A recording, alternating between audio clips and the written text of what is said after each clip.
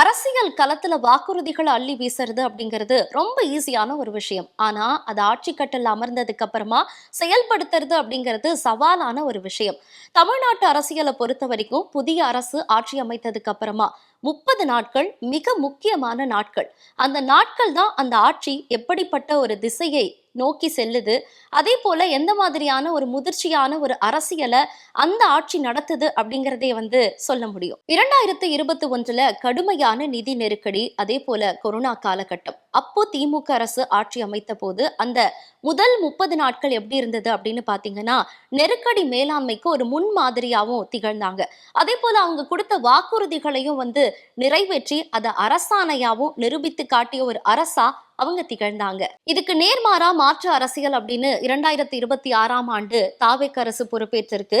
அந்த அரசோட முதல் 30 நாட்கள் எப்படி இருக்கு அப்படின்னு பாத்தீங்கன்னா, நிதி பற்றாக்குறை அப்படிங்கிற பொய் பிம்பத்துக்கு பின்னாடி ஒளிஞ்சுக்கிட்டு எந்த விதமான வாக்குறுதியையும் அவங்க நிறைவேற்றாம, அரசாணையா பிறப்பிக்காம தொடர்ந்து செயல்பட்டுட்டு வராங்க. இன்னைக்கு நம்ம நிகழ்ச்சியில கோட்டையில் 30 நாட்கள், திமுகவின் போர்க்கால வேகமும் தாவேக்கவின் ஆரம்ப கால தடுமாற்றமும் அப்படின்ற தலைப்புல தான் நம்ம நிகழ்ச்சியை தொடங்க போறோம். வாங்க நிகழ்ச்சிக்குள்ள போலாம். இது நச்சுன்னு 4 கேள்வி.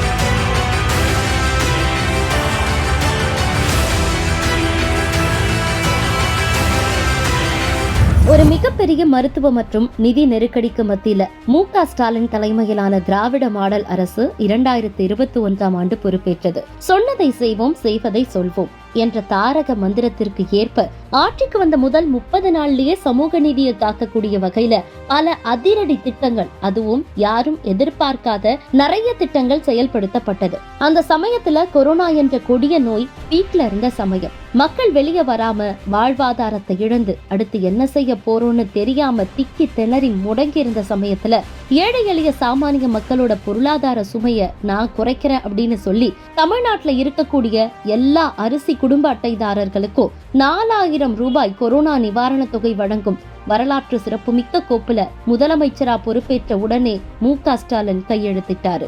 முதலமைச்சரோட விரிவான மருத்துவ காப்பீடு திட்டத்துல தனியார் மருத்துவமனைகள்ல அனுமதிக்கப்படக்கூடிய கொரோனா நோயாளிகளோட சிகிச்சை செலவை அரசே ஏத்துக்கும் அப்படின்னு மகத்தான அறிவிப்பையும் வெளியிட்டாரு. இது நடுத்தர வர்க்கத்தினர மருத்துவ கடன் சுமையில இருந்து மீட்டுச்சு. அந்த சமயத்துல உயிரை பணயம் வச்சு களத்துல நின்னு செய்திகளை சேகரித்த பத்திரிகையாளர்களுடைய தியாகத்தை மதிக்கக்கூடிய வகையில அவங்களுக்கு சிறப்பு சலுகைகள், பாதுகாப்பை உறுதி செய்ய முன்கள பணியாளர்கள் அப்படின்ற அந்தஸ்து வழங்கப்பட்டது. இது மட்டும் இல்ல, அத்தியாவசிய தேவைகள், பொருளாதார சீர்திருத்தங்களும் சிறப்பா மேற்கொள்ளப்பட்டுச்சு. ஆவின் பால் விலை லிட்டருக்கு 3 ரூபாய் குறைச்சாங்க. தமிழக மக்களோட அன்றாட அத்தியாவசிய தேவையான பால் விலை லிட்டருக்கு 3 ரூபாய் குறைச்சு அரசாணை பிறப்பிக்கப்பட்டது. இது சாமானிய மக்களோட மாதாந்திர பட்ஜெட்ல பெரிய நிம்மதியை கொடுத்துச்சு.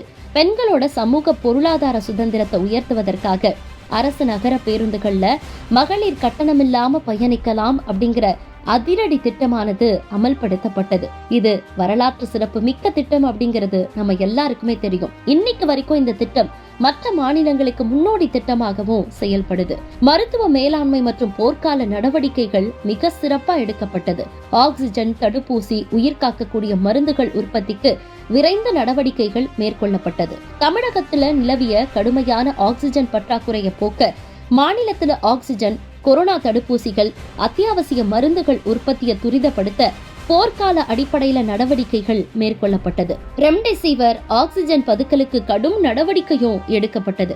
மருத்துவ நெருக்கடியை தங்களுக்கு சாதகமாக்கி உயிர் காக்கக்கூடிய ரெம்டெசிவிர் மருந்துகள், ஆக்சிஜன் சிலிண்டர்களை கருப்பு சந்தையில பதுக்குபவர்கள் மீது கடுமையான சட்ட ரீதியான நடவடிக்கைகள் எடுக்கப்பட்டது. அதன் மூலமா ரெம்டெசிவிர் மற்றும் ஆக்சிஜன் பதுக்கல் தடுக்கப்பட்டு எல்லாருக்குமே கிடைக்க வழிவகை செய்யப்பட்டுச்சு. நீண்ட நாட்களா தங்களுடைய உழைப்பிற்கான பலனை எதிர்பார்த்து காத்திருந்த ஓய்வு பெற்ற போக்குவரத்து துறை ஊழியர்களுக்கு 497 கோடி நிலுவைத் தொகை உடனடியா விடுவிக்கப்பட்டு அவங்களுக்கு வழங்கப்பட்டது. மகளிரை தொடர்ந்து சமூகத்துல சம வாய்ப்பு மறுக்கப்படக்கூடிய திருநங்கைகள், மாற்றுத்திறனாளிகளுக்கும் அரசு நகர பேருந்துகள்ல கட்டணமில்லா பயண சலுகை விரிவுபடுத்தப்பட்டு உள்ளடக்கிய சமூக நீதி நிலைநாட்டப்பட்டுச்சு. நீட் தேர்வு தாக்கத்தை பத்தி உயர்நிலை குழு அமைப்பு அமைக்கப்பட்டதும் திராவிட மாடல் ஆட்சியில தான். தமிழக மாணவர்களுடைய மருத்துவ கனவை சிதைக்கக்கூடிய நீட் தேர்வோட பாதிப்புகள் குறித்து விரிவா ஆராய்ந்து தரவுகளை சமர்ப்பிக்க ஓய்வு பெற்ற நீதியரசர் A.K. ராஜன் தலைமையிலான உயர்நிலை குழு அமைக்கப்பட்டது. இது மட்டும் இல்ல, தமிழ் மற்றும் இலக்கிய வளர்ச்சி திட்டங்கள் பலவும் சிறப்பா மேற்கொள்ளப்பட்டது. திராவிட மாடல் நல்லாட்சியில இலக்கிய மாமணி விருது உருவாக்கப்பட்டது. தமிழ் எழுத்தாளர்களுக்கு ஊக்க திட்டங்கள் வழங்கும் வகையில, தமிழ் மொழிக்கு தொண்டாற்றக்கூடிய சிறந்த எழுத்தாளர்களை கௌரவிக்கும் வகையில ஆண்டுதோறும் இலக்கிய மாமணி விருதானது வழங்கப்படும் அப்படின்னு அறிவிக்கப்பட்டது. மேலும் தமிழ் எழுத்தாளர்களை ஊக்குவிக்கக்கூடிய வகையில நிறைய ஊக்க திட்டங்களும் நிதி உதவிகளும் வடிவமைக்கப்பட்டுச்சு. மேலும் பல்வேறு நிர்வாக சீர்திருத்தங்களும் மேற்கொள்ளப்பட்டது. உங்கள் தொகுதியில் முதலமைச்சர் அப்படின்ற தனித்துறை உருவாக்கப்பட்டது. தேர்தல் பிரச்சாரத்தப்போ மக்கள் கிட்ட இருந்து பெறப்பட்ட கோரிக்கை மனுக்களை 100 நாட்களுக்குள்ள பரிசீலிச்சு அதுக்கான தீர்வு காணணும் அப்படின்னு சொல்லி ஒரு பிரத்யேக IAS அதிகாரியோட தலைமையில உங்கள் தொகுதியில் முதலமைச்சர் அப்படின்ற தனித்துறை உருவாக்கப்பட்டு மக்களோட புகார்களுக்கு தீர்வும் காணப்பட்டது. ஒரு பேரிடர், இந்தியா முழுக்க கொரோனா என்கிற பேரிடர். ஒட்டுமொத்த மாநில அரசுகளும் செயல்பட முடியல. உண்மைதான். இந்தியாவுடைய ஒன்றிய அரசும் கொரோனாவை விரட்டுறதுக்கு கைதட்டுங்க, மணியடிங்க, நடந்து போங்க, ப்ரே பண்ணுங்க, வீட்டுக்குள்ளே இருங்கன்னு ஒரு உளவியல் ரீதியாக யுத்தத்தை நடத்தி ஒட்டுமொத்த இந்தியர்களையும் ஒரு மன இறுக்கத்துக்கு உள்ளாக்கி, குறிப்பாக வட இந்திய தொழிலாளர்கள் தென் மாநிலங்களிலிருந்து நடைபயணமாக நடந்து ஊருக்கு போகிற கதைகள், எத்தனையோ துர்மரணங்கள்லாம் மிகப்பெரிய சிக்கல் உண்டு செய்தது.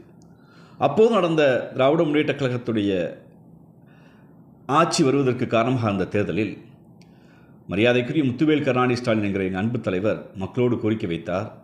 நம் ஒன்றிணைவோம் வாருங்கள், யாரும் யாருக்கும் பயப்படாதீர்கள், நாம் இருப்பதை பிறருக்கு கொடுப்போம், பிறரை நம்மென்று ஏற்றுக்கொள்வோம் என்று தன் கழக உடன்பிறப்புகளை வீதி வீதியாக அனுப்பி மக்களுக்கு உதவிகரமாக, மக்களுக்கு உதவியாக நின்று களத்தில் நின்றார். தேர்தலில் அனைத்து இந்திய அண்ணா திராவிட முன்னேற்ற கழகம் எதையெல்லாம் செய்ய தவறிச்சோ அதையெல்லாம் செய்வோம்னு வாக்குறுதி கொடுத்தார். அனைத்து இந்திய அண்ணா திராவிட முன்னேற்ற கழகம் அந்த நேரத்தில் பட்ஜெட் மேனேஜ்மெண்ட் ஆக்ட் என்று சொல்கிற நிதி மேலாண்மை சட்டத்தின்படி தமிழ்நாட்டுக்கு கொடுக்குற பணம் எங்களுக்கு ஒத்து வரல, அதனால் வரையறுக்கப்பட்ட கடனை விட எங்களுக்கு அதிகப்படியான கடன் வழங்கணும்னு ஒரு கோரிக்கை வச்சார். அன்றைய ஒன்றிய அரசு அதை செவிமடுக்கலை. உடனே திராவிட முன்னேற்ற கழகம் எதிர்க்கட்சியாக இருந்தபோது எங்கள் தலைவர் ஒன்றிய அரசு கடிதம் எழுதி நீங்கள் அந்த நிதியை விடுவிக்க வேணும்னு கேட்டுக்கிட்டார். வாங்குறது எடப்பாடி தானே, இந்த பணம் என்ன ஆகுது, நாங்கள் நிற்கலை. ஒரு பேரிடர் காலத்தில் ஒரு அரசோடு நம்ம உறுதுணையாக இருப்போம்னு சொல்லி தான் எடப்பாடி அரசு எழுதின அந்த கடிதத்துக்கு கூட நாம் ஆதரவாக நின்றோம். தேர்தல் வந்தவுடன் அந்த பேரிடரில் ஆட்சிக்கு வந்தோம். ஆனால் என்னென்ன சொன்னமோ, ஆட்சிக்கு வந்தால் இதை செய்வோம் என்று எதை சொன்னமோ அதையெல்லாம் செய்தோம். அதோடு கூட நிறுத்தலை. வெளிநிலை மக்களாக இருக்கக்கூடிய பெண்களுக்கு, ஒடுக்கப்பட்ட பிற்படுத்தப்பட்ட மக்களுடைய நலன் மேம்பாட்டுக்கு நிதியே இல்லை என்று எடப்பாடி சொன்னபோது, கடன் வாங்குகிற அளவை உயர்த்துங்கள் என்று எடப்பாடி கேட்டபோது, கடனை வாங்காமல் இருக்கிற நிதிக்குள்ள நிதி மேலாண்மையை சரியாக செஞ்சு கொரோனா என்கிற பேரிடருக்கு அடுத்து அமைந்த இந்த அரசு, ஒரு பேரிடரின் போது அமைந்த அரசு மக்கள் நலனை பாதுகாத்துச்சு. மக்களுக்கு முதல்ல நான் இருக்கேன் வாங்க, உங்கள் அன்பு அண்ணன் இருக்கேன் வாங்கன்னு மருத்துவமனைக்கு நேராக போய் இந்த நோயை பார்த்து நீங்கள் பயப்பட வேண்டாம், விழிப்போடு இருந்தால் போதும், அரசாங்கம் உங்கள் கூட இருக்குங்கிற நம்பிக்கை அன்னைக்கு எல்லா மாநில அரசுகளும் எழுந்து நடப்பதற்கு. ஏன் இன்னும் சொல்ல போனோம்னா இந்தியாவுடைய பிரதம அமைச்சர் மோடி அவர்களே தமிழ்நாட்டை பார்த்து கற்றுக்கிற சூழலில் ஒரு ஆட்சியை பேரிடர் காலத்துக்கு அடுத்து அமைச்சோம். நிதி இல்லைங்கிற காரணத்தை சொல்லலை. கடன் அதிகம் வேணும்னு கேட்ட எடப்பாடி கவர்மெண்ட்டே செய்ய முடியாத போது கடனே வாங்காமல் தமிழ்நாடு நிதிக்கிலிருந்து ஃப்ரீ பாஸ்ன்னு சொல்லி பெண்களுக்கும் ஒடுக்கப்பட்ட பிற்படுத்த மக்களுக்கான சமூக மேம்பாட்டையும் சொன்ன வாக்குறுதியும் சொல்லாத வாக்குறுதியும் செஞ்ச முதலமைச்சராகத்தான் நம்ம முதலமைச்சர் என்றும் மக்கள் முதலமைச்சர் முத்துவேல் கருணாநிதி ஸ்டாலின் சொன்னார், அதை செய்தார். தமிழ்நாட்டு அரசியல் வரலாற்றுல ஆட்சி மாற்றம் அப்படிங்கிறது புதுசு கிடையாது. 2021 மிகப்பெரிய கொரோனா பேரிடர் காலத்துல திமுக ஆட்சி பொறுப்பேற்றதும் இரட்டை இலக்க பொருளாதாரமா மாற்றி இப்போ 2026 மாற்று அரசியல் அப்படிங்கிற முடக்கத்தோடு அரியணை ஏறிய விஜய் தலைமையிலான அரசு பொறுப்பேற்றதும் ஒண்ணு கிடையாது. நிதிநிலை மோசமாக இருந்தாலும் யாரிடமும் கடன் வாங்காமல் மக்களுக்கு செஞ்ச முத்துவேல் கருணாநிதி ஸ்டாலின் இங்கே தேர்தலுக்கு முன்பு பத்திரிக்கை படிக்கிற பழக்கம் இல்லை, கட்சினா என்னன்னு தெரியாது, கொள்கைனா என்னன்னு தெரியாது, தமிழ்நாட்டுடைய இடஒதுக்கீடு வரலாறு தெரியாது, தமிழ்நாட்டுடைய சமூக மேம்பாடு தெரியாது, தமிழ் சமூகம் என்னவாக விடுதலை முன்பு இருந்தது, விடுதலைக்கு பின்பு காங்கிரஸ் பேரியக்கம் ஆட்சிக்கு வந்தாலும் காங்கிரஸ் பேரியக்கம் செய்த தவறுகளை சுட்டி காட்டி இதையெல்லாம் செஞ்சால் தமிழ்நாடு மேம்படுன்னு பிற்படுத்தப்பட்ட ஒடுக்கப்பட்ட மக்களுடைய ஆட்சியாக பேரறிஞர் அண்ணா என்கிற பெருந்தகை ஆட்சி அமைத்து அந்த ஆட்சியுடைய நீட்சியாக தலைவர் கலைஞர் ஆட்சிக்கு வந்த பின்பு சமூக நலத்திட்டங்களை கொண்டு வந்ததால் இன்று இந்தியாவிலேயே ஒரு வளர்ந்த மாநிலமாக தமிழ்நாடு இருக்கிறது. இந்தியாவில் இருக்கிற தனிநபர் வருமானத்தில் ஒட்டுமொத்த இந்தியர்களை ஒப்பிடும்போது தமிழ்நாடு உயர்ந்து நிற்குதுன்னா திராவிட மாடல், குறிப்பாக திமுக மாடல் செய்த சாதனை. அப்படி அது எதுவுமே தெரியாது மேடையில் வந்து நின்றுட்டு ஒரு வெள்ளை பேப்பரை பார்த்து படிச்சுட்டு நான் ஆட்சிக்கு வந்தால் வான வில்லா வளைப்பேன், லஞ்சம் ஊழல் இல்லாத தேனாரும் பாலாரும் ஓடும், தாய்மாமன் சீர் கொண்டு வருவேன், மாதம் 2500 கொடுப்பேன், 6 சிலிண்டர் கொடுப்பேன், வேலையில்லா மாணவர்களுக்கு படித்து முடித்த மாணவர்களுக்கு 4000 கொடுப்பேன்னு காதில் தேனை ஊற்றுறங்கிற பேரில் வாயிலிருந்து வந்ததெல்லாம் அள்ளிவிட்ட நம்ம முதலமைச்சர் யார்? இன்னைக்கு இங்கே இருக்கிற விஜய்ங்கிற மரியாதைக்குரிய முதலமைச்சர் எதையோ சொன்னார். ஒன்றை செய்யுங்கன்னா இன்னைக்கு நிதி இல்லைங்கிறார். நிதி என்பது நீங்கள் அச்சடிக்கிற நோட்டு இல்லை, அது நிதி மேலாண்மை. எல்லா மாநில அரசும் கடன் வாங்கணும். ஏன் உலகத்திலேயே தனிநபர் வருமானம் கொண்ட நாடு அமெரிக்கா, உலகத்திலேயே பணக்கார நாடு அமெரிக்கா, உலகத்திலேயே ஒரு தனி மனிதன் கானா, கென்யா, நீங்கள் சொல்லுகிற எந்த ஆப்பிரிக்க நாடாக இருந்தாலும் இல்லை ஆசிய நாடாக இருந்தாலும் இந்தியாவாக இருந்தாலும் தனி மனித வருமானம் அதிகம் உள்ள நாடு அமெரிக்கா.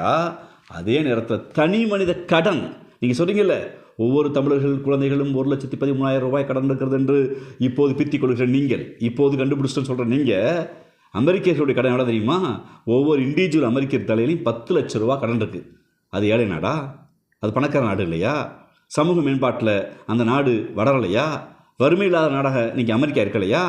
தனிநபர் மேலே இருக்கிற கடன் என்று சொல்கிற அந்த கோட்பாடே தவறு. ஒரு அரசாங்கம் மக்களுக்கு சேவை செய்ய வேண்டும். அரசாங்கம் வழியில் வாங்கி தான் சேவை செய்ய முடியும். அரசாங்கம் சேவை செய்தால் தான் வறுமை ஒழியும். அரசாங்கம் சேவை செய்தால் தான் சமூகம் மேம்படும். அரசாங்கத்தினுடைய வேலைகளை திட்டமிட்டு மேலே இருக்கவன்ட்ட வாங்கி கீழே கொடுக்கணும், கீழே இருக்கவன்ட்ட வாங்கி பரவலாக்கம் செய்தால் தான் ஏழை இல்லாமல் ஆவான். இங்கே சமூக மேம்பாடு, சமூக குறியீடு வளர்ந்து நிற்கும். அந்த வேலையை திராவிட முன்னேற்ற கழகம் செஞ்சது. நாடு விடுதலை ஆன போது பின்தங்கிய மாநில பட்டியலில் 13ஆம் இடத்துல இருந்த தமிழ்நாடு இன்னைக்கு வளர்ந்த மாநிலங்களில் முதலிடத்தில் இருக்குன்னா அது திமுக கட்சி செய்த சாதனை. இதையெல்லாம் தெரியாது மேடைக்கு மேடை வந்து உட்காந்துட்டு நாங்கள் தான் பெரியாள்னு பேசுகிற இந்த முதலமைச்சருக்கு தமிழ்நாட்டு வரலாறு தெரியுமா? வேற இங்கே அண்ணா என்கிற பெருதகை வருவதற்கு முன்பு இங்கே யாருக்கு ரேஷன் அரிசி இருந்துச்சு? இன்றைக்கி ஒரு அமைச்சர் பேசுகிறாரு, ரேஷன் ஆடு சாப்பிடுவோம் மாடு சாப்பிடுமான்னு. மிஸ்டர் ஆதவ் அவர்களே, உங்களுக்கு வரலாறு தெரியுமா? இந்த அரிசி கிடைக்காமத்தான் எங்கள் அப்பன் ஆத்தானு கூலிகளாக இருந்தான். இந்த அரிசி கிடைக்காமத்தான் தெருவா பஞ்சத்தில் பரதேசியாக தமிழன் செத்தான். இந்த அரிசி கிடைக்காமத்தான் பர்மாவுக்கும் மும்பைக்கும் உலக நாடுகள் முழுக்க ஏதிலியா அகதியா கூலியாக தமிழன் போனான். இந்த அரிசி வந்த பின்பு தான் ஒருவேளை உணவை உத்தரவாதப்படுத்தணும். இந்த அரிசி தான் இந்தியாவிலேயே வறுமை ஒழிப்பதுக்கு உதவியாக இருந்துச்சு. இந்த அரிசி தான் என் பாட்டனுக்கும் பூட்டனுக்கும் சோறு. அன்னைக்கெல்லாம் தீபாவளிக்கு, பொங்கலுக்கு, ரம்ஜானுக்கு, கிறிஸ்துமஸ் தான் சோறு. இன்றைக்கி எல்லா நாளும் சோறு இருக்குன்னா இதை செய்து காட்ட இயக்கம் திமுக. காரணம், நாங்கள் காரணத்தை கண்டுபிடிக்க முடியவில்லை. எங்கள் மக்கள் மேம்பாடு முக்கியம் என்றிருந்தோம். அந்த மேம்பாட்டில் தான் திமுக வளர்ந்துச்சு. திமுகங்கிற சோசியல் வெல்ஃபேர் ஸ்கீம் மக்கள் நல திட்டம் தான். டிவி வேணுமா டிவி பார்க்குறதுக்கு, ஃபோன் வேணுமா ஃபோன் பார்க்கணும், அறிவியலோட சமூக மேம்பாடு, உணவுக்கும் வேலைக்கும் வாழ்க்கைக்கும் உத்தரவாதத்தை கொடுத்தோம். அப்படி தீட்டிய திட்டங்களில் தான் எங்கள் முத்துவேல் கருணாநிதி ஸ்டாலின் எங்கள் அன்பு முதலமைச்சர் மக்கள் தலைவராக இன்றைக்கி நிற்கிறார். ஆனால் இன்றைக்கி வந்துருக்க முதலமைச்சர் பணம் இல்லை, கஜானா காலி. யாருக்கு அதில் பூ சுற்றுறீங்க? இந்தியாவிலேயே வளர்ச்சி விகித குறியீட்டில் முதலிடத்தில் தமிழ்நாடு இருக்கிறது. தனி மனித வருமானத்தில் தமிழ்நாடு முதலிடக்கிறது. நீங்கள் போய் வாய்கிலேயே உங்கள் கருப்பு கோட்டை போட்டுட்டு நாட்டுடைய பிரதம அமைச்சர் போய் மம்மிட்டு பேசுனீங்களே, ஐயா நாங்கள் பொருளாதாரத்தில் 2வது இடங்கய்யா, பெண்கள் வேலைக்கு போகிற மாநிலங்களில் தமிழ்நாடு 2வது மாநிலங்கய்யா, பாதுகாப்பான சட்ட ஒழுங்கு கொண்ட மாநிலத்தில் முதல் மாநிலம் தமிழ்நாடுன்னு நீங்கள் ஆட்சிக்கு வந்து 10 நாளில் சாத்தியமாச்சாது? இதை சாத்தியப்படுத்தி திராவிட முன்னேற்ற கழகம். இன்றைக்கி நீங்கள் ஆடத்தெரியாத மேடை கொண்டு சொன்னது போது தமிழ்நாட்டு மக்களை குறை சொல்வதை நிறுத்துங்கள். அதுக்கு செய்வதற்கு திட்டம் வேண்டும். என்ன மனசு வேணால் இருக்கலாம் சார், நாங்கள் பெரிய மனசு சார், அழகிய தமிழ் மகன் சார் இருக்கலாம் சார். ஆனால் திட்டவன் ஆட்சியாளன் என்பவன் நல்லவன் கெட்டவன் என்பதை தாண்டி ஆட்சியாளன் மக்கள் நலனில் மேம்பாட்டு செலுத்துகிற அக்கறை உள்ள அறிவாளியாக இருக்க வேண்டும். அந்த அறிவுக்கு உங்களுக்கு சம்பந்தமே இல்லை. 2021 திமுக ஆட்சிக்கு வந்த போது கொரோனா 2வது அலை உச்சத்துல இருந்துச்சு.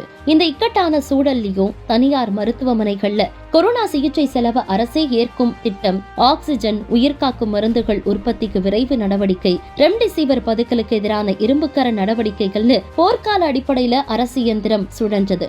ஆனா ஆட்சி பொறுப்பேற்ற ஆரம்ப நாட்கள்லயே சட்டம் ஒழுங்கு, நிர்வாக ரீதியான சவால்களை முன்கூட்டியே கணிக்க தவறிய உளவுத்துறை தேக்க நிலை தாவேக அரசுக்கு ஆரம்ப கால நெருக்கடியை ஏற்படுத்தியிருக்கு. பேரிடர் மேலாண்மையில திமுக காட்டிய முன்கூட்டிய திட்டமிடலும் துரித வேகமும் தற்போதைய புதிய தாவேக அரசு கிட்ட ஆரம்ப கட்ட தடுமாற்றமாகவே காட்சியளிக்குது. மக்கள் தலைவராக இன்னைக்கு நிற்கிறார். ஆனால் இன்னைக்கு வந்து முதலமைச்சர் பணம் இல்லை, கஜானா காலி. யாருக்கு அதில் பூ சுத்துறீங்க? யாருக்கு பூ சுத்துறீங்க? இந்தியாவிலேயே வளர்ச்சி விகித குறியீட்டில் முதலிடத்தில் தமிழ்நாடு இருக்கிறது. ஆனால் திட்டவன் ஆட்சியாளன் என்பவன் நல்லவன் கெட்டவன் என்பதை தாண்டி ஆட்சியாளன் மக்கள் நலனில் மேம்பாட்டு செலுத்துகிற அக்கறை உள்ள அறிவாளியாக இருக்க வேண்டும். அந்த அறிவுக்கு உங்களுக்கு சம்பந்தமே இல்லை. அறிவுனா என்ன வேலை? எத்தனை கோடி பட்ஜெட்டில் நடிக்கலாம்? அங்கிற மனநிலை இருக்கிற ஒரு ஆளுக்கு தமிழ்நாட்டை பொருளாதாரம் ஒப்பெடுக்க முடியாது. தமிழ்நாடு பொருளாதாரம் என்பது சமூக மேம்பாடோடு சேர்ந்தது. டே குப்பா டே சுப்பாங்கிற போது மாண்புமிகு குப்பன் மாண்புமிகு சுப்பன் என்று சொல்லிக் கொடுத்த ஊர் இந்த ஊர். நீலாம் என்று எகத்தாளம் கேட்டபோது யார் அவர்களே என்று சொல்லிக் கொடுத்த ஊர் இந்த ஊர். தோளில் துண்டு போடலாமா என்று சொன்னபோது இடுப்பில் கட்டியிருக்க துண்டை தூக்கி பொன்னாடையாக போட்டு இயக்கம் இயக்கம். இந்த அரசியல் வரலாற்றை படிங்க. முந்தைய 10 ஆண்டு கால அதிமுக அரசு கிட்ட இருந்து பெற்ற கடுமையான கடன் சுமைக்கு மத்தியில ஆட்சிக்கு வந்த முதல் நாளே அரிசி அட்டைதாரர்களுக்கு 4000 ரூபாய் கொரோனா நிவாரணம், ஆவின் பால் லிட்டருக்கு 3 ரூபாய் குறைப்பு ஆகிய கோப்புகள்ல அன்றைய முதல்வர் மு.க. ஸ்டாலின் அவர்கள் கையெழுத்திட்டாரு. நிதி பற்றாக்குறைய காரணம் காட்டி மக்களோட அத்தியாவசிய தேவைகளை திமுக தள்ளி போடல. ஆனா இப்போ தாவேக அரசு ஆட்சிக்கு வந்த 1 மாத காலத்திலேயே தமிழக கஜானா காலியா இருக்கு, முந்தைய அரசு கடன்ல விட்டுட்டு போயிடுச்சு அப்படின்ற ஒரு பொய் காரணத்தை சொல்லி தங்களுடைய தேர்தல் வாக்குறுதிகளை நிறைவேற்ற காலம் கடத்திட்டு வருது. நிதி நெருக்கடியை கையாள்வதில் திமுக காட்டிய நிர்வாக முதிர்ச்சிக்கும் தாவேகாவோட தற்போதைய தயக்கத்துக்கும் இருக்கக்கூடிய இந்த வேறுபாடு மக்கள் மத்தியில விவாத பொருளா மாறி இருக்கு. திமுக பொறுப்பேற்ற முதல் 30 நாட்கள்ல மகளிருக்கு அரசு நகர பேருந்துகள்ல கட்டணமில்லா பயணம் அப்படிங்கிற திட்டத்தை கொண்டு வந்து அடுத்த சில நாட்கள்லயே அதை திருநங்கைகள், மாற்றுத்திறனாளிகளுக்கும் விரிவுபடுத்தி சமூக நீதியை நிலைநாட்டியது திமுக அரசு. ஆனா மேடைகள்ல பிறப்புக்கும் எல்லா உயிர்க்கும்னு சமத்துவ கொள்கை பேசினாலும் தாவேக அரசு பொறுப்பேற்ற இந்த 1 மாசத்துல சாமானிய மக்களோட அன்றாட பொருளாதாரத்தை மேம்படுத்தக்கூடிய அளவிலான எந்த ஒரு புதிய உள்ளடக்கிய சமூக நல திட்டமும் இன்னும் அரசாணையா வெளிவரல. திமுகவோட நேரடி தொடர்பு, அதாவது திமுக ஆட்சி காலத்துல கொண்டு வரப்பட்ட நான் முதல்வன் திட்டம், 7.5% இடஒதுக்கீடு, புதுமை பெண் திட்டம் போன்ற மாணவர்களுடைய கல்வி வேலை வாய்ப்பை நேரடியா மாற்றி அமைச்சது. அப்போதைய முதல்வர் மற்றும் அப்போதைய அமைச்சர்கள் பள்ளிகளுக்கே நேரடியா சென்று மாணவர்களோட உரையாடி ஒரு தோழமையான அணுகுமுறைய கையாண்டாங்க. ஆனா தற்போதைய புதிய அரசோ மாணவர்களுக்கான உலகளாவிய திட்டங்களோட தரத்தை உயர்த்துவதை விடுத்து நான் முதல்வன் போன்ற திட்டங்களோட பெயர்களை மாற்றுவதிலேயே குறியா இருக்கிறதா எதிர்க்கட்சிகள் விமர்சிக்கிறாங்க. மாணவர் உலக கையாள்வதில் திமுக காட்டிய செயல்திறன் விடுத்து தாவேக அரசு நிர்வாக தேக்க நிலையிலேயே காலத்தை கழிக்குது. கல்விக்கு திராவிட முன்னேற்றத்துக்கு கொடுத்த முக்கியத்துவம் என்ன தெரியுமா? அப்பா 2வது படிக்க மாட்டார், அப்பா 3வது படிச்சுக்க மாட்டார், அப்பா ஆடு மாடு மேய்ச்சார், அப்பா கூலியா இருந்தார், அப்பா செருப்பு தைச்சார், அப்பா வளையெழுத்தார். வளையெழுத்தவர்கள் விட்ட பிள்ளையும், ஆடு மாடு மேய்த்து விட்டவர்கள் பிள்ளையும், பறையெடுத்தவர்கள் விட்ட பிள்ளையும், சாதாரண கூலிகளின் பிள்ளைகள் நாங்கள் பட்டம் படித்து டிகிரி வாங்கன்னு ஆசைப்பட்டோம். அதை சாத்தியப்படுத்தியது திராவிட முன்னேற்ற கழகம். எங்கள் அண்ணா எங்கள் பெருமகன் விதைத்த கனவு, தந்தை பெரியார் என்கிற சமூக நீதி நாயகன் விதைத்த விதை, தலைவர் கலைஞர் அவர்கள் கரும்பு காமராஜர் அவர்கள் இணைந்து செய்திருக்க சிந்தனை இங்கே பட்டம் படித்தவர்கள் அதிகமாக கொண்டு வந்தது. தமிழ்நாட்டிற்கு ஒவ்வொருவருடைய மாணவருடைய கனவும் தமிழ்நாட்டில் மட்டும் இல்லை, உலகம் முழுக்க இருந்துச்சு. திறன் மேம்பாடு என்று வச்சு அது ஒப்புக்கு இருக்குது. அதற்கு பதிலாக முதல்வர், நான் முதலமைச்சர், நான் முதல்வர் என்று நீங்கள் எல்லாம் முதல்வர் என்று பெருமைப்படுங்கள். இந்த பதவி என்பது மக்கள் எமக்கிட்ட பெயர், மக்கள் பதவி மக்களோட இருக்குன்னு சொல்லி படித்த பிள்ளைகளை அரவணைத்து எங்கள் தலைவர், எங்களுடைய துணை முதலமைச்சர் பெரும் மரியாதைக்குரிய உதயநிதி ஸ்டாலின் அவர்கள் அந்த துறைக்கு பொறுப்பேற்ற பின்பு எங்கள் தலைவர் முத்துவேல் கருணாநிதி ஸ்டாலின் அவர்களுடைய அனுமதியோடு அந்த துறையை திறன் மேம்பாடு என்று வைக்காதீங்க, அடுத்த கட்ட வாழ்க்கை வளர்ச்சி என்று வைக்காதீங்க, அதற்கு மாறா நான் முதல்வன், உயர்ந்து நிற்கிறான், முதலிடத்தில் இருக்குன்னு எளிய வீட்டு பிள்ளைகளுக்கு நான் முதல்வன் என்கிற அந்த சிறப்பு நிதியை கொடுத்து, சிறப்பு பயிற்சியை கொடுத்து, 10 ஆண்டுகளுக்கு முன்பு ஒரு ஐஏஎஸ் ஆக முடியல, ஒரு ஐபிஎஸ் ஆக முடியுங்கிற ஏக்கம் இருந்தபோது இந்த ஆண்டு 54 ஐஏஎஸ், போன ஆண்டு 50 ஐஏஎஸ் என்று ஆல் இண்டியா சர்வீஸ்கில் என் பிள்ளைகளை கொண்டு போய் சேர்த்தாருன்னா அந்த நம்பிக்கை கொடுத்தாரு. அந்த நம்பிக்கையில் நான் மட்டும்தானே முதலமைச்சர், நீலாம் யாருன்னு சினிமா புகழ் உச்சத்தில் வந்த நீங்கள் சுமார் மூஞ்சி குமாருக்கு ஏதோ அழகா இருக்குங்கிற பேரில் பட்டம் கிடச்சது மாதிரி 200 கோடி ரூபா சம்பளத்தை தமிழ்நாட்டு மக்கள் கொடுத்ததுனால நான் தானே முதல்வர், எனக்கு கீழே எத்தனை முதல்வர் இருக்க முடியும்னு நான் முதல்வன் பேர் திட்டத்தை நீக்கியிருக்கீங்க. இது மிகவும் கண்டனத்துக்குரியது மட்டும் இல்லை, உங்கள் செயல், உங்கள் இழி புத்தி மிகவும் மோசமானது, வன்மம் உண்டது. முதலமைச்சர் என்று முதல்வர் என்று என்னை மட்டும்தான் அழைக்க வேண்டும், இதனை மாணவர்கள் அழைப்பது. குப்பன் விட்டு பிள்ளையை, சுப்பன் விட்டு பிள்ளையை எப்படி அவர்களை முதல்வர் என்று அழைக்க முடியும் என்று நீங்கள் நீக்கி இருக்கிற இந்த நான் முதல்வன் திட்டத்தின் பெயர் என்பது எங்கள் சமூக நீதி கனவு, தமிழ்நாட்டுடைய இலக்கு, தமிழ்நாட்டு லட்சியம். அதை எங்கள் அன்றைய முதலமைச்சர் முத்துவேல் கருணாநிதி ஸ்டாலின் நிகழ்த்தி காட்டினார். பேரக்கூட பொறுக்க முடியலன்னு இன்றைய நடிகர் பெரும் மரியாதைக்குரிய விஜய் அவர்கள் நீக்கியிருக்கிறார். ஆட்சிக்கு வந்த 30 நாட்களுக்குள்ள ஓய்வு பெற்ற போக்குவரத்து ஊழியர்களுக்கு 497 கோடி நிலுவைத் தொகை விடுவித்ததோடு தமிழ் எழுத்தாளர்களை ஊக்குவிக்க இலக்கிய மாமணி விருதையும் உருவாக்கியது திமுக. ஆனா அரசு ஊழியர்கள் மற்றும் பல்வேறு துறைகளுடைய நிலுவைத் தேவைகளை தீர்ப்பதற்கான தெளிவான பொருளாதார வரைபடம் தற்போதைய அரசு கிட்ட இல்லாததால இந்த 1 மாத காலத்துல தொழிலாளர் நலன் சார்ந்த எந்த ஒரு முக்கிய அறிவிப்பும் தாவேக தரப்புல இருந்து இன்னும் வெளியாகல. மாற்றம்னு அதிமுக திமுக தானே மாறி வாக்களிப்புன்னு சொல்லி நாங்கள் வந்தால் இதைச்சியும் அதைச்சியும்னு மாற்றம்னு தமிழ்நாட்டு மக்கள் வாக்களை வாங்கினா இது பெரும் ஏமாற்றமாக இருக்குது. ஏமாற்றமாக இருந்தால் பரவாயில்ல, இது ஏகோபித்த ஏமாற்றமாக இருக்குது. 35 நாள் 36 நாளாச்சு தமிழ்நாட்டு முதலமைச்சரை பொது வீதியில் பார்க்க முடியல, பொது நிகழ்ச்சிகளை பார்க்க முடியல. ஏன் தன்னை தேர்ந்தெடுத்த தன் கட்சிக்காரன் பார்க்க முடியல. கட்சிக்காரன் கூட ஒருத்தர் சேரணும்னா அவர் பிசினஸ் சேர்க்க முடியாது, ஏன்னா மீடியா பிரேம் போயிடும். 200 கோடி ரூபா ப்ராடக்ட்டு, 200 கோடி ரூபா சம்பளம் வாங்குகிற பெரிய கரிஷ்மா போயிருன்னு கூட இருக்கக்கூடிய நடிகைகளை தங்கள் கூட சினிமா தொழிலில் நடித்தவர்களை மட்டும் சந்தித்து, நான் யார் தெரியுமா, அன்னைக்கு சார் விஜயண்டிங்க, இன்றைக்கி நான் முதலமைச்சர், அந்த கெத்து எனக்கு தெரியா, நான் முதலமைச்சர் ஆகிட்டேன் பாருன்னு உங்கள் யூக யுத்தத்துக்கு தமிழ்நாட்டு மக்களை சந்திக்காமல், ஒரு முதலமைச்சர் பத்திரிகையாளர் சந்திக்காமல், சட்டமன்றத்தில் பேசாமல் நீங்கள் இருக்கீங்கன்னா இது மாற்றம் இல்லை, ஏமாற்றம், மோசடி மாற்றம். திமுக அரசு தன்னோட முதல் 30 நாட்களை செயலால நிரூபித்து காட்டுச்சு. ஆனா மாற்றம்னு சொல்லி வந்த தாவேக அரசு என்ன பண்ணுச்சுன்னா, நிதி இல்லை அப்படின்னு ஒரு பக்கம் சொல்றாங்க, இன்னொரு பக்கம் திமுக அரசால செயல்படுத்தப்பட்ட அந்த திட்டங்களோட பெயரை மாற்றாங்க. இந்த மாதிரியான சாக்குகளை சொல்லாம கொடுத்த வாக்குறுதிகளை நிறைவேற்றணும் அப்படிங்கிறது தான் மக்களோட பிரதான கோரிக்கையா இருக்கு. இதே போல் மீண்டும் ஒரு நிகழ்ச்சியில் உங்களை சந்திக்கும் வரை உங்களிடமிருந்து விடைபெறுவது நான் மேரா.